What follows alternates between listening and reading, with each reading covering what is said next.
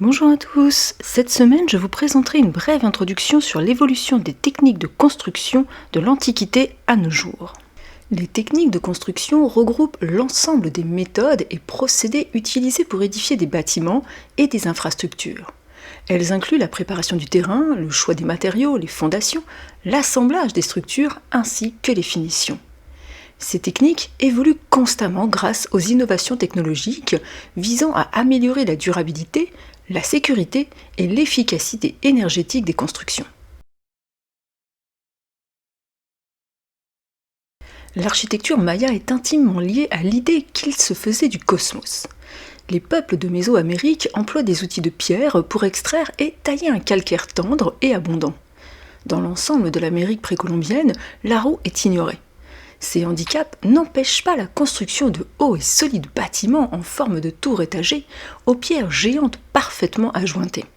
Mais dans les mêmes régions, la méconnaissance de l'arc, qui permet de distribuer le poids d'une voûte, et celle, sauf exception de la colonne, détermine la construction de monuments aux ouvertures peu nombreuses avec des salles de petite dimension, puisqu'on ne sait pas comment soutenir de vastes plafonds. Nous sommes bien renseignés sur les moyens employés naguère pour assurer le déplacement des gros blocs de pierre, statues colossales ou obélisques. La solution consistait à faire glisser les charges sur le sol. La masse déplacée est donc soutenue solidement et en permanence, ce qui permettait de la faire avancer sans risque d'accident. Les blocs étaient placés sur de longs traîneaux de bois aux patins recourbés vers l'avant.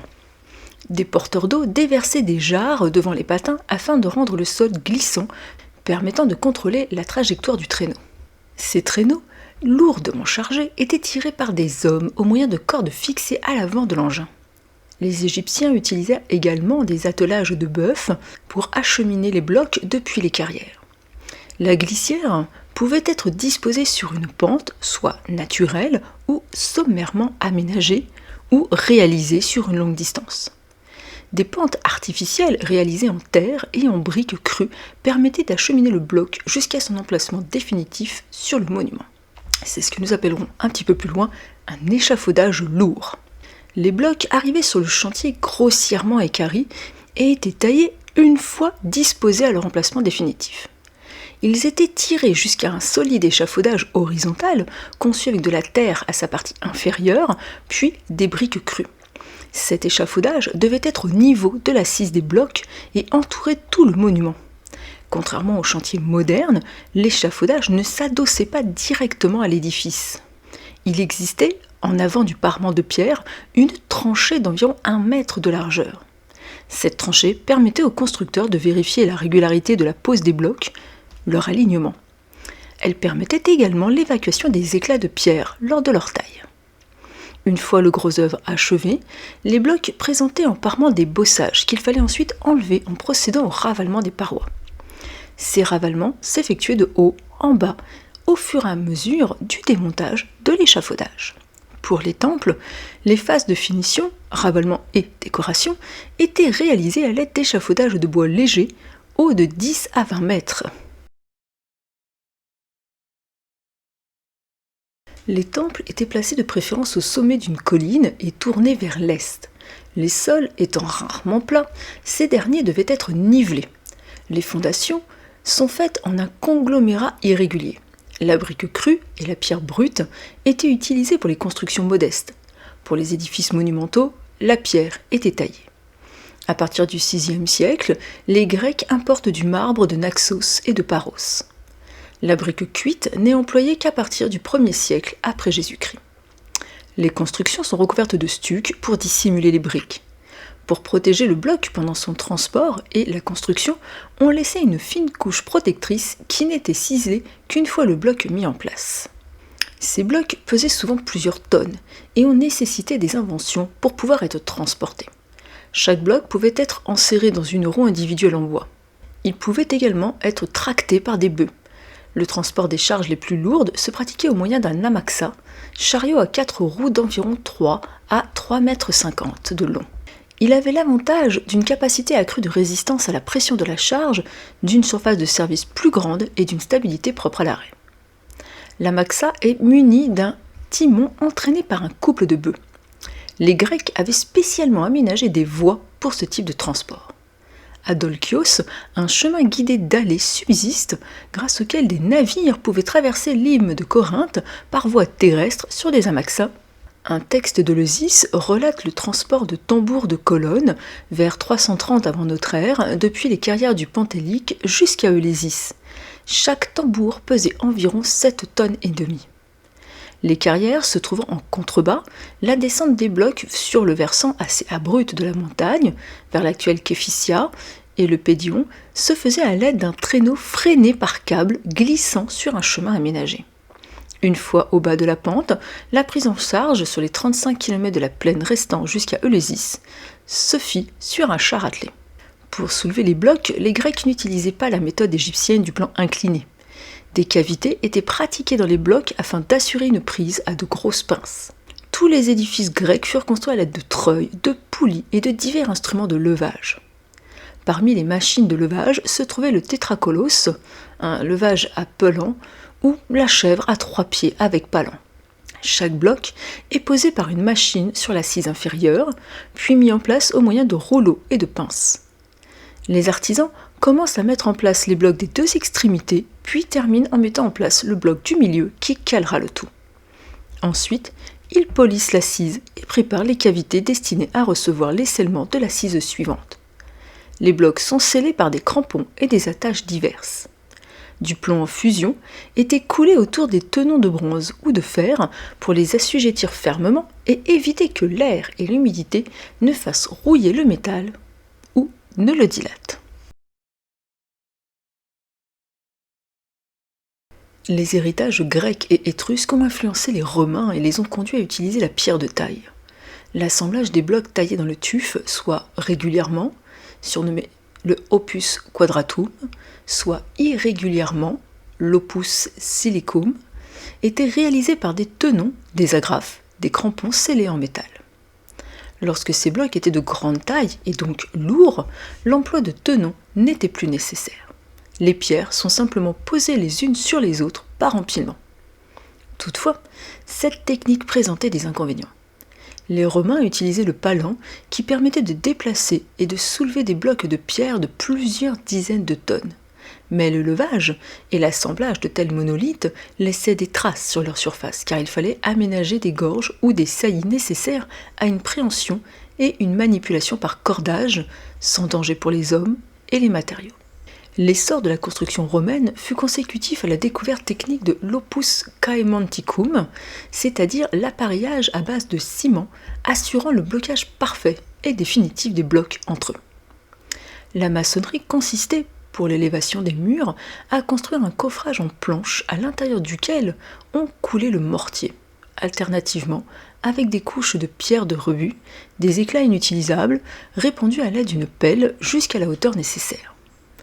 Une fois édifié, le mur devait recevoir son revêtement.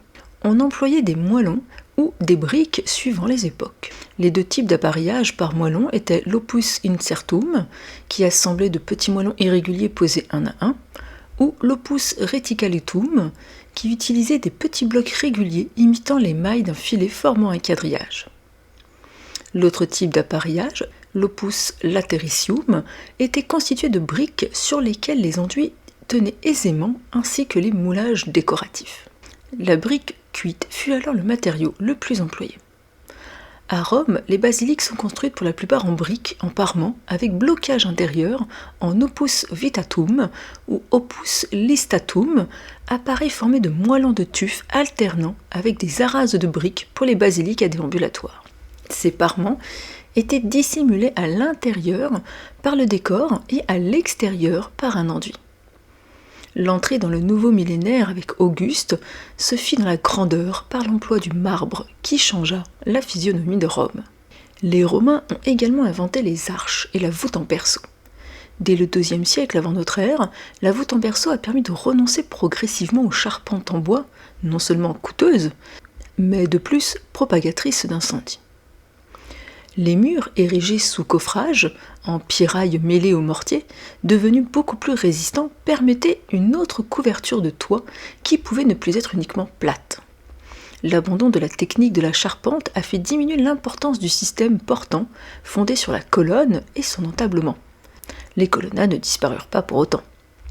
Les Romains ont donné alors à leur art une caractéristique élégante consistant à associer la colonne et son entablement dans un but unique de tradition classique et de beauté ornementale. En Gaule, la construction est de pierre. Celle-ci peut être utilisée dans les enceintes en rangées de pastoureaux associés à la brique, formant parement. À Genève, dans la cathédrale nord, le mur septentrional offre un exemple assez exceptionnel d'opus africanum, constitué d'une maçonnerie de chaînes verticales, de blocs de grande dimension superposés en lit et en délit, et liés au mur monté en pierre de rivière de forme irrégulière. Cette mise en œuvre, tout à fait originale pour l'Occident, était visible uniquement à l'extérieur, les gros blocs ne traversant pas l'épaisseur du mur. La technique de construction carolingienne est difficile à apprécier et source de conflits.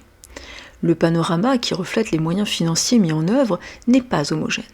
Charlemagne avait mis à la disposition d'Angilbert des ressources importantes et lui avait adressé, pour l'aider dans sa tâche, des artistes et des artisans de la cour. Saint-Denis offre une qualité de construction assez remarquable qui conjugue le choix de la pierre et sa mise en œuvre. À Aix-la-Chapelle, l'octogone fut réalisé dans du grès des houillères, tandis que les arcades étaient, avant leur remplacement au XIXe siècle, en pierre de grès rouge et en pierre blanche, admirablement jointoyées. Avant sa reconstruction, stuc, peinture et mosaïque revêtaient les murs construits en moellon comme à Germigny. La pierre de taille était réservée aux supports et aux arcades. Quelques années plus tard, des changements substantiels apparaissent dans le choix des matériaux et dans sa mise en œuvre. La nef et la crypte de Saint-Médard de Soissons sont entièrement appareillées avec des pierres de différents modules, moyens pour la voûte de la crypte, de gros libages pour les supports, suivant une technique qui se rattache à l'Antiquité. Ce goût pour la belle construction se heurtait à des difficultés d'approvisionnement en pierre comme en marbre.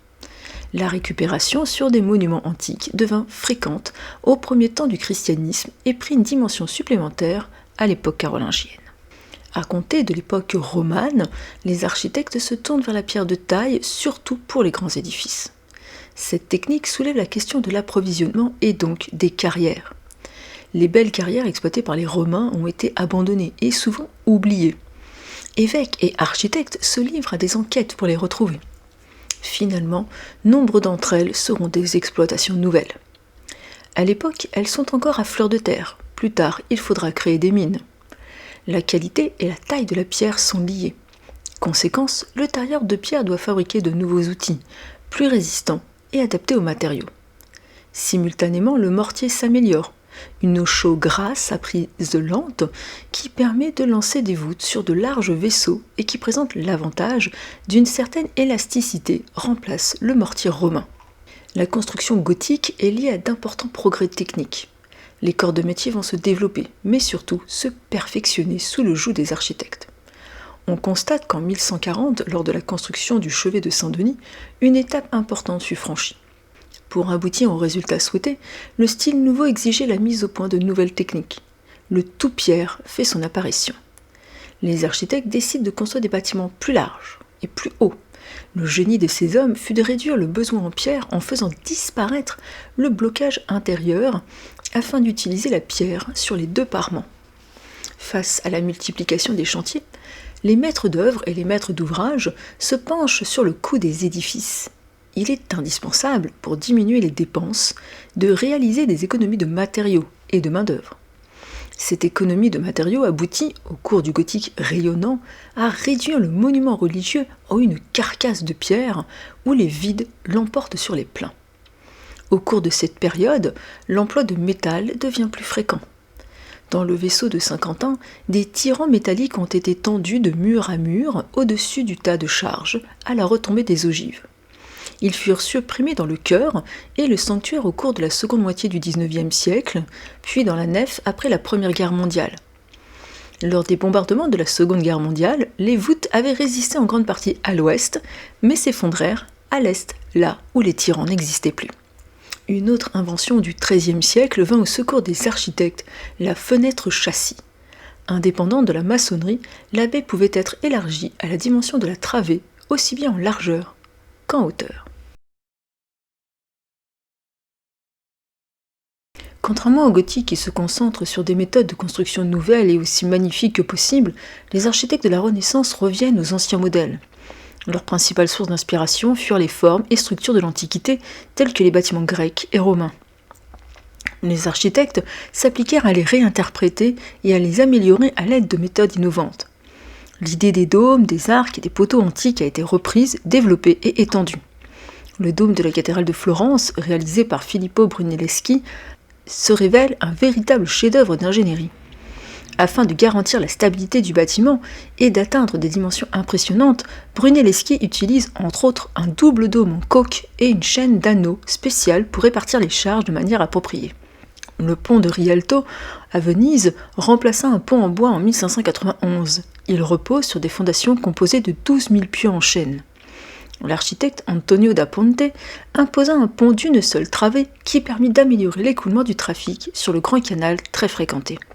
Il faudra attendre le XVIIIe siècle pour assister à une véritable révolution des techniques de construction. La révolution industrielle se caractérise par le passage d'une société à dominante agricole et artisanale à une société commerciale et industrielle. Les premiers espaces à s'industrialiser sont la Grande-Bretagne à la fin du XVIIIe siècle, puis la France au début du XIXe siècle. Suivent l'Allemagne et les États-Unis au milieu du XIXe siècle. Le Japon à partir de 1868 et la Russie à la fin du XIXe siècle. La sidérurgie emploie le coke comme combustible au début du XVIIIe siècle et la machine à vapeur comme source d'énergie. Les fumées de ces usines se révéleront très polluantes. Le haut fourneau, pyramide tronquée massive de maçonnerie, habillée intérieurement de matériaux réfractaires, est établi en général au pied d'une éminence pour faciliter le chargement par une rampe ou un pont. En terrain plat, il dispose d'appareils de levage inclinés ou verticaux. Ouvert au sommet, le haut fourneau est constamment couronné de flammes et de fumée rougeâtre.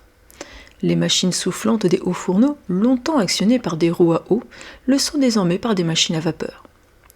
Les nouveaux fours Hoffmann autorisent la production en continu des céramiques à destination de la construction.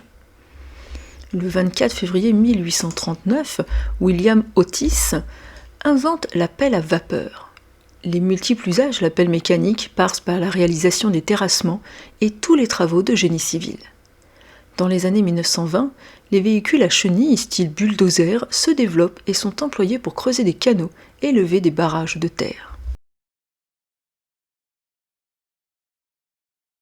Des contraintes extérieures à la construction s'exercent également. Ainsi, dans les années 1860, l'usage d'une armature en acier, métal léger et solide, en soulageant le poids pesant sur les parties basses, a permis la construction de bâtiments à la fois très élevés et relativement étroits.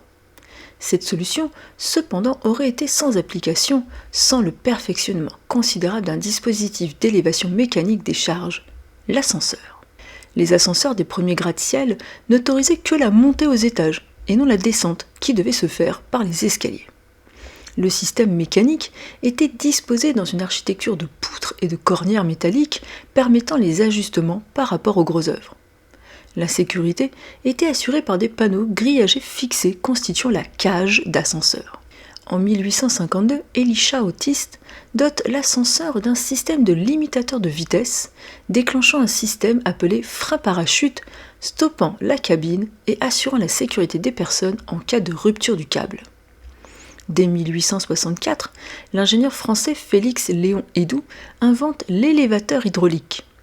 Ces premiers ascenseurs hydrauliques étaient très lents et chaque étage disposait d'un bouton renvoi afin de diminuer l'attente des utilisateurs suivants, d'où l'expression « renvoyer l'ascenseur ». C'est en Allemagne, en 1880, que fut créé l'ascenseur électrique. Les moteurs électriques et transformateurs se développent pour l'industrie et pour certaines installations ferroviaires et utilisent la traction par câble à partir de treuils fixes. Werner von Siemens présente le premier ascenseur électrique lors de l'exposition industrielle de Mannheim. En 1884, en Angleterre, est construit le premier ascenseur en continu nommé Pater Noster, qui veut dire Notre Père, composé d'une chaîne de cabines ouvertes dans lesquelles les passagers montent et descendent sans que l'ascenseur s'arrête. Bien que ce système connut un grand succès, il fut rapidement abandonné en raison d'un manque de sécurité. En 1887, l'Afro-américain Alexander Miles développe des portes d'ascenseur s'ouvrant et se fermant automatiquement quand l'ascenseur parvient à un étage. En 1924, un ascenseur sans liftier fera son apparition, exigeant la mise au point d'automatismes et de dispositifs de sécurité. Les commandes deviennent électriques puis électroniques et se dotent de mémoire. Les grilles fixes ou articulées des portes disparaissent au profit de portes pleines métalliques se verrouillant automatiquement. L'ascenseur permit la multiplication des étages dans les grandes villes de la fin du XIXe siècle, puis la construction des gratte-ciels. Le gratte-ciel naît aux États-Unis vers la fin du XIXe siècle. La reconstruction de Chicago après le grand incendie de 1871 a permis l'émergence d'une nouvelle approche de la construction d'immeubles, soucieuse de réduire les coûts liés à l'augmentation du prix des terrains. Le bâtiment doit être protégé de l'eau, d'où une surélévation, et du feu, d'où une ossature d'acier emballée de revêtements par feu et non plus de bois. Mais surtout, facile à construire.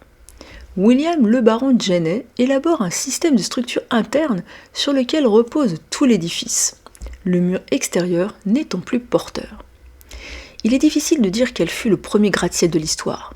Ce titre est disputé entre le New York Tribune Building, réalisé par Richard Morris Hunt en 1875 et mesurant 79 mètres de haut, et le Home Insurance Building, réalisé par William le baron Jenney en 1885, mesurant 42 mètres de haut. Chicago réglemente de façon stricte la construction de gratte-ciel à partir de 1893 en limitant la hauteur des immeubles à une quarantaine de mètres. Il faudra attendre 1922 pour qu'y soit achevé le premier gratte-ciel d'au moins 100 mètres de hauteur, le Wrigley Building. Tandis que les autorités municipales de New York laissent une plus grande liberté aux promoteurs. Ainsi, aucune loi jusqu'en 1916 ne vient y limiter ni la masse ni la hauteur des constructions. Débute une course à la hauteur avec la construction du New York World Building en 1890 de 94 mètres de hauteur, du Manhattan Life Insurance Building en 1894, 106 mètres de hauteur, du Park Row Building en 1899, 119 mètres de hauteur, du Metropolitan Life Tower en 1909, de 200 mètres de hauteur, du Woolworth Building en 1913, 241 mètres de hauteur, du Chrysler Building en 1930, de 319 mètres de hauteur, et de l'Empire State Building en 1931, de 381 mètres de hauteur. Les villes de New York et Chicago se livrèrent une bataille de la hauteur dans les années 1960-1970. Dans les années 1980, la construction de gratte-ciel s'est développée avec vigueur sur tous les continents. Je vous remercie d'avoir suivi ce cours. La semaine prochaine, nous nous intéresserons à l'architecture des tours et au prestige de la hauteur. En attendant, je vous souhaite une agréable fin de semaine.